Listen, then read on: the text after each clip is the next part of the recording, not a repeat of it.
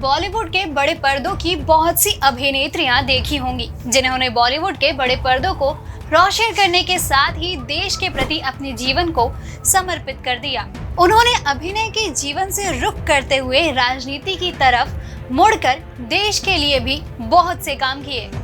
इनमें कई नाम शामिल हैं, जैसे कि सबसे मुख्य नाम जिसके बारे में हम आज आपको बताने वाले हैं, उनका नाम है जयललिता जयराम। जी हाँ, साउथ फिल्म इंडस्ट्री की जानी पहचानी खूबसूरत अदाकारा जयललिता जयराम को आज हर कोई जानता है।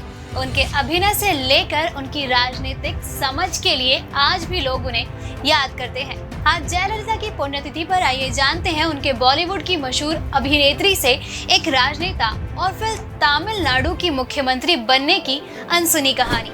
नमस्कार, स्वागत है आपका प्रभात प्रकाशन के हमारे YouTube चैनल पर। अगर आप हमारे चैनल पर पहली बार आए हैं तो हमारे चैनल को लाइक और सब्सक्राइब करना ना भूलें। तो चलिए शुरुआत करते हैं हम आज की वीडियो।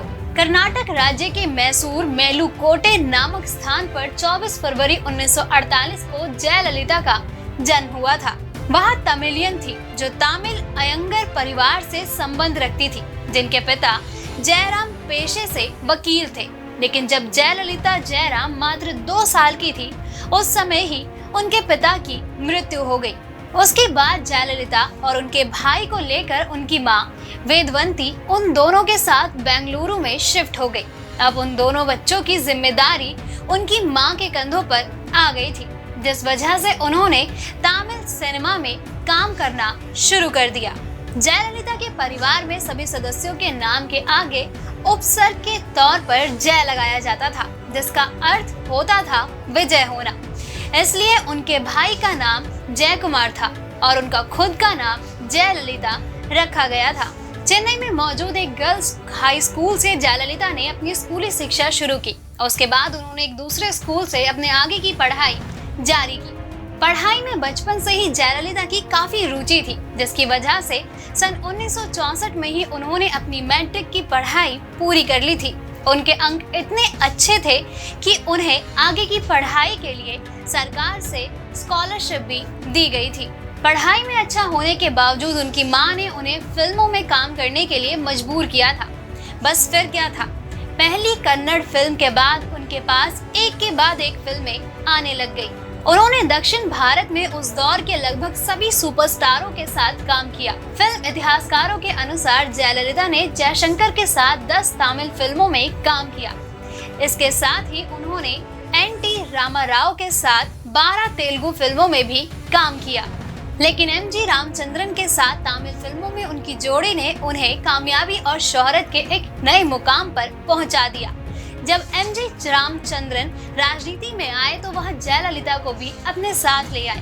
1982 में उन्होंने अन्ना द्रुमुक की सदस्यता ग्रहण की और 1983 में पार्टी की प्रचार प्रमुख बन गई और विधायक भी। उन्होंने अपना पहला चुनाव तिरुचेंदुर सीट से जीता। एम.जी. रामचंद्रन ने 1984 में उन्हें राज्यसभा भेजा। फिल्मों की तरह ही राजनीति में भी जयललिता एक एक कर सीढ़ियां चढ़ती चली गई। साल 1988 में एम.जी. रामचंद्रन के निधन के बाद अन्ना द्रुमुक 2 हिस्सों में बंट गया। एक हिस्से का नेतृत्व एम.जी.आर. की पत्नी जानकी कर रही थी तो दूसरे का जयललिता।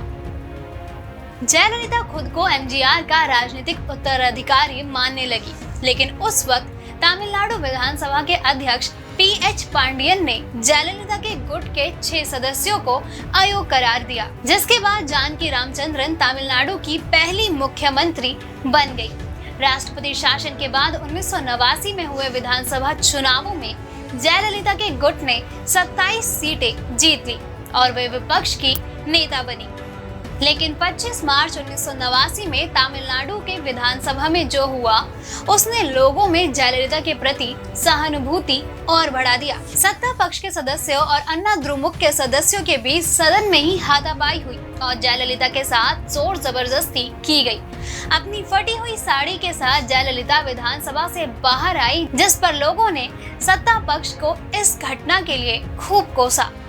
यहाँ वो ही दिन था जब जयललिता ने सदन से निकलते हुए कहा था कि वे मुख्यमंत्री बनकर सदन में लौटेंगी, वरना नहीं। जिसके बाद साल 1991 में राजीव गांधी की हत्या के बाद हुए चुनावों में जयललिता ने कांग्रेस से चुनावी समझौता किया और 334 में से 325 सीटें जीत ली और वह मुख्यमंत्री बनी। अपने 5 साल के कार्यकाल में जयललिता कई विवादों में फंसी, जिसकी वजह से 1996 के चुनाव में उन्हें हार का सामना करना पड़ा। इस हार में उनके आधे से ज्यादा प्रत्याशी हार गए थे। साल 2001 में एक बार फिर जयललिता सत्ता में वापस आई, वो भी भारी बहुमत के साथ, लेकिन एक बार फिर वो राजनीतिक इम्तिहान में खरी नहीं उतर सकी और 2006 के चुनाव में उनके सबसे बड़े प्रतिद्वंदी डीएमके प्रमुख एम करुणानिधि विधानसभा चुनाव में जीत गए। इस करारी हार के बावजूद जयललिता ने संघर्ष जारी रखा और साल 2011 के चुनाव में एक बार फिर सत्ता में लौट आई। जयललिता 5 बार तमिलनाडु की मुख्यमंत्री के रूप में चुनी जा चुकी हैं। आपको बता दें, जयललिता के जीवन पे साल 2021 में थलैवी नाम से एक फिल्म भी आई थी, जिसमें अभिनेत्री कंगना रनौत ने जयललिता का किरदार निभाया था। इस फिल्म की लोकप्रियता से साफ देखा गया कि आज भी लोगों के दिल में अम्मा यानी कि जयललिता के लिए कितना सम्मान है। इसके साथ ही जयललिता के संघर्षों से भरे जीवन के बारे में क्वीन नाम से लोगों के बीच काफी चर्चित वेब सीरीज भी बनाई गई है। अपने जीवन के सफर के बारे में चर्चा करते हुए एक बार जयललिता ने कहा था, मेरी जिंदगी का 1/3 हिस्से पर मेरी माँ का प्रभाव रहा, जिंदगी के दूसरे तिहाई हिस्से पर एमजीआर का, मेरी जिंदगी का सिर्फ 1/3 हिस्सा ही मेरा है। मुझे इसी में बहुत सारी जिम्मेदारियां और कर्तव्यों को पूरा करना है। दोस्तों, अगर आपको हमारा ये वीडियो पसंद आया हो तो इसे लाइक और शेयर करना ना भूलें। जल्द आपसे फिर मुलाकात होगी एक नई वीडियो पे एक नए टॉपिक के साथ। तब तक के लिए नमस्कार।